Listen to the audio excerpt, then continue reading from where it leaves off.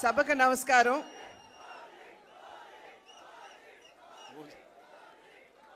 వేదిక మీద ఉన్నటువంటి కేంద్ర మంత్రివర్యులు పెద్దలు గజేంద్ర సింగ్ షెకావత్ గారికి, ఆంధ్ర రాష్ట్ర ముఖ్యమంత్రి వర్యులు పెద్దలు సోదరులు పవన్ కళ్యాణ్ గారికి, ఉప ముఖ్యమంత్రి పవన్ కళ్యాణ్ గారికి, అదేవిధంగా నా పార్లమెంట్ నియోజకవర్గంలో ఉన్నటువంటి 7 ఎమ్మెల్యేలు బుచ్చే చౌదరి గారు, ఆదిరెడ్డి వాసు గారు, మద్దిపాటి వెంకటరాజు గారు, ముప్పిడి వెంకటేశ్వరరావు గారు, బత్తిని బలరామకృష్ణ గారు, అదేవిధంగా వేదిక మీద ఉన్నటువంటి అధికారులకి, సోదర సోదరీమణులకి, వేదిక ముందున్నటువంటి సోదర సోదరీమణులందరికీ కూడా నా నమస్కారాలు నేను తెలియజేస్తున్నాను.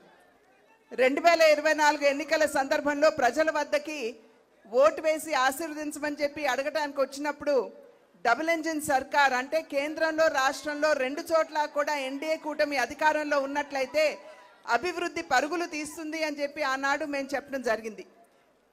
ప్రజలు విశ్వసించారు. డబుల్ ఇంజిన్ సర్కార్ కావాలనుకున్నారు. కేంద్రంలో ఎన్డీఏ కూటమిని, అదేవిధంగా రాష్ట్రంలో కూడా ఎన్డీఏ కూటమిని ఆశీర్వదించడం జరిగింది. వికసిత్ భారత్ అనేటువంటి ఒక కళ ఏదైతే, ఒక స్వప్నం ఏదైతే నరేంద్ర మోడీ గారు ప్రజల ముందు ఉంచారో, ఆ వికసిత్ భారత్లో వికసిత్ ఆంధ్ర రాష్ట్రం కూడా ఒక భాగం అని చెప్పి మనం గుర్తించాలి. కనుక అన్ని విధాలా కూడా అధికారంలోకి వచ్చిన నాటి నుండి నేటి వరకు అమరావతి నిర్మాణం కావచ్చు, పోలవరం నిర్మాణం కావచ్చు, స్టీల్ ప్లాంట్ కావచ్చు, సౌత్ కోస్టల్ జోన్ కావచ్చు, రైల్వే జోన్ కావచ్చు, మరి ఎంఎన్ఆర్ఈజీఎస్ కింద పెద్ద ఎత్తున వనరులు రాష్ట్రానికి ఇచ్చి కావచ్చు, అన్ని విధాలా కూడా ఆంధ్ర రాష్ట్ర అభివృద్ధికి కేంద్రం తన సహకారాన్ని అందిస్తూనే ఉంది. అయితే వికసిత్ ఆంధ్ర రాష్ట్రం మనకు కావాలంటే వికసిత్ జిల్లాలు కూడా కావాలి. అంటే వికసిత్ రాజమహేంద్రవరం కూడా ఖచ్చితంగా వికసిత్ ఆంధ్రలో భాగం అని చెప్పి మనం గుర్తించాలి. దానిలో భాగంగానే ఇవాళ అనేక పర్యాటక అభివృద్ధి కార్యక్రమాలు మనం శంకుస్థాపన చేసుకోవడం జరుగుతుంది. ప్రత్యేకించి హ్యావ్లాక్ బ్రిడ్జ్ 100 సంవత్సరాల నాటి బ్రిడ్జ్ నిరుపయోగంగా ఉన్నటువంటి సందర్భంలో దాని యొక్క చారిత్రాత్మక ప్రాధాన్యతను గుర్తించి ఇవాళ దాన్ని కూడా ఒక పర్యాటక క్షేత్రంగా దాన్ని అభివృద్ధి చేయడానికి కేంద్రం తన సహకారాన్ని అందిస్తుంది. అదేవిధంగా రివర్ ఫ్రంట్ దాన్ని కూడా అభివృద్ధి చేస్తున్నటువంటి సందర్భంలో నేను ఇప్పుడే అజయ్ జైన్ గారితో కూడా మాట్లాడాను.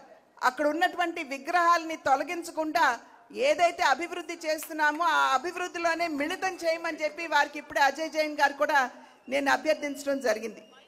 అదేవిధంగా హ్యావ్లాక్ బ్రిడ్జ్తో పాటుగా ఇవాళ పుష్కరాలకి సంబంధించి 2027వ సంవత్సరంలో ఏదైతే పుష్కరాలు మనం రాబోతుందో దాన్ని దృష్టిలో ఉంచుకునే ఇవాళ పుష్కర ఘాట్లో అఖండ గోదావరికి కూడా మనం శంకుస్థాపన చేసుకోవడం జరిగింది. కనుక అభివృద్ధి రాజమహేంద్రవరాన్ని ఇందాక సోదరులు దుర్గేష్ గారు మాట్లాడుతూ హెరిటేజ్ జిల్లాగా రాజమహేంద్రవరాన్ని గుర్తించాలి అని చెప్పి వారు అభ్యర్థించారు. ప్రజలందరికీ గుర్తుండే ఉంటుంది. నేను పార్లమెంట్లో ఈ అంశాన్ని లేవనెత్తి రాజమహేంద్రవరాన్ని హెరిటేజ్ సిటీగా గుర్తించమని చెప్పి నేను ప్రత్యేకించి పార్లమెంట్లో నేను రేజ్ చేసినటువంటి అంశం.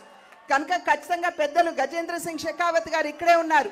వారి సహకారంతో ఖచ్చితంగా దీనికోసం నా వంతు కృషి చేస్తాను అని చెప్పి తెలియజేస్తూ అన్ని విధాలా పర్యాటకంగా కావచ్చు, అదేవిధంగా రిలీజియస్గా కావచ్చు, రాజమహేంద్రాన్ని అభివృద్ధి చేసుకునేటువంటి అవకాశం ఉన్నటువంటి సందర్భంలో ఆ దిశగా ఇప్పటికే ఆల్రెడీ అడుగులు వేస్తున్నాం.